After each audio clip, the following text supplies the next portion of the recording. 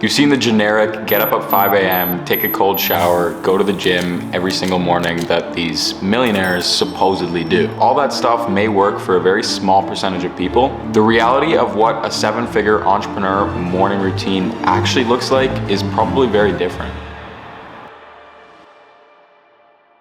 What's poppin' YouTube? My name is Nathan Nazareth. I'm a 21-year-old e-commerce entrepreneur based out of Vancouver, British Columbia, Canada. I've managed to scale multiple e-commerce brands into the 6 and 7 figures, along with other business ventures, and somehow 3 years into my entrepreneurship journey, I've managed to become an after-tax millionaire. And over the years, I've tested dozens of variations of morning routines, diets, exercise programs, you name it, in order to find the most optimal setting to optimize my productivity and health. You see videos on social media all the time of what high income earners supposedly do in the morning. You see, I used to buy into the ideology that it's either 110% or nothing. I would wake up as early as possible, oftentimes even before 5 in the morning, make sure to go to the gym, stretch, and all these other habits. But there was one key flaw with this system. It's unsustainable.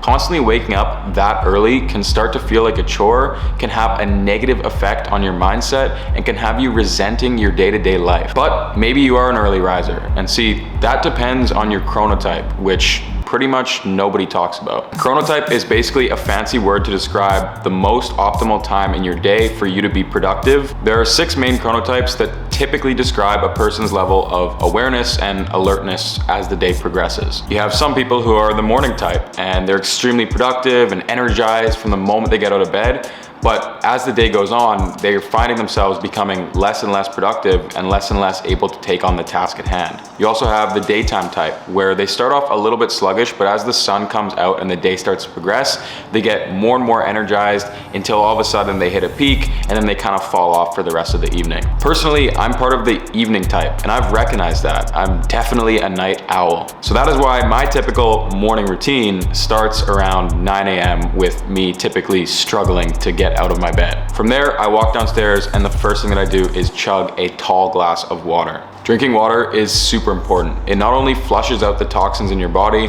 improves your skin complexion and promotes fat loss, increases your energy and productivity levels throughout the day. I mean, you're literally composed of 70% or more of water. If you don't believe me, look it up. But by drinking good old H2O, you're literally putting the life back into your body. I then typically have some cereal and a protein shake. The carbohydrates from the cereal help me feel energized first thing in the morning, and the protein shake helps me to ensure that I'm meeting my daily macronutrient goals. Over the last year, I've started to take my health and fitness goals a lot more serious. This has led me to not only massive improvements in my physique, but also when it comes to my work output. I'm able to have more energy, be more productive, and produce quality content like this video every single day.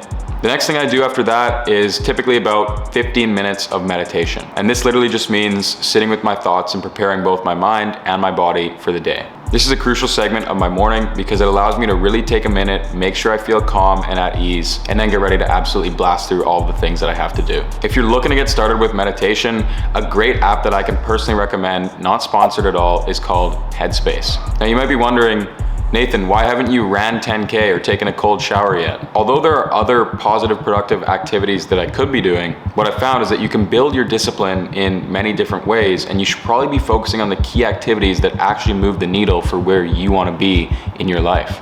I'm not absolutely in love with getting my ass to the gym or pushing myself on a run. So this is why I like to tackle these tasks earlier on in the day. If you can complete some of these tasks that are more difficult for you to actually get yourself to do, you're just gonna set yourself up for crazy amounts of success throughout the rest of your day, because all of your other tasks and actions that you take are gonna feel easier in relativity to what you already did that morning.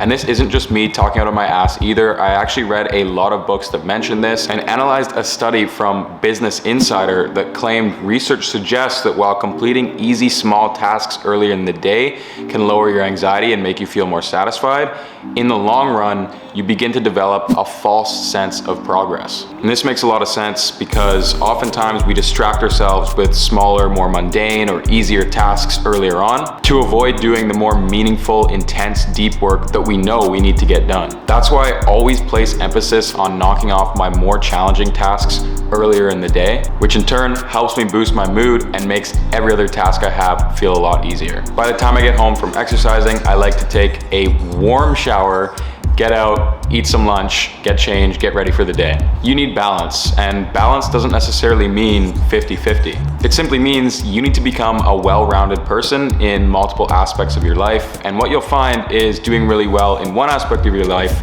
will start to radiate over into all the other ones. You see, this lone Sigma male attitude is great until you start to realize that the world runs on connections and you need a powerful network by your side to actually succeed. But let me be even more clear about this, because this doesn't mean that you're giving 50% every single day. Rather, more like 90% and saving the extra 10 for tomorrow. The goal is to be constantly improving little by little, remembering that sometimes it's the tortoise that beats the rabbit and that you actually have to go slow in order to go fast. It's like trying to time the stock market. No matter how hard you try, it's almost impossible to consistently buy low and sell high. This is why index funds exist and are still proven to be one of the most effective ways for a long-term investor to amass wealth. But you see, this power of compounding doesn't just apply to your investments, but actually your entire life, whether you've realized it or not. The person who does 5 pull-ups every single day for a week ends up doing more pull-ups than the person who did 20 pull-ups on Monday and was too burnt out to do any more for the rest of the week. And notice I'm being very careful with my language here, because some people might hear this and they might think, oh, well, nice, I don't have to push myself that hard. And having that mindset is just flat out wrong. You need to be pushing yourself every single day, grinding like your life depends on it, because frankly, it does. What's your other alternative? Not reach your full potential and get the life you deserve? For some people, I mean, fine, sure, you do you. But if you're here watching this video, you're probably someone like me, and to that, I say that. You need to find a clear direction, an actual purpose, and understand that life truly is a marathon and not a sprint. Take whoever you want who is successful in anything.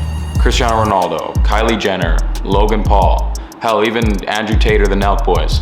You think any of these guys were an overnight success? I can personally promise you that every single one of those people have spent years strategically mapping out and planning exactly where they need to go and taking consistent action every single day to end up where they are today. You still have to be absolutely obsessed and push yourself day in and day out. Again, probably not the best example here because I was still struggling to find the right balance, but when I first started with Ecom, I would literally spend 16 hours a day in front of my computer screen. I would stop at nothing to learn, grow, improve, and finally get my first taste of success in entrepreneurship. And after reading countless books, chatting with other people who have achieved the life and freedom that they desire, I can confidently stand by my rather basic morning routine that simply works.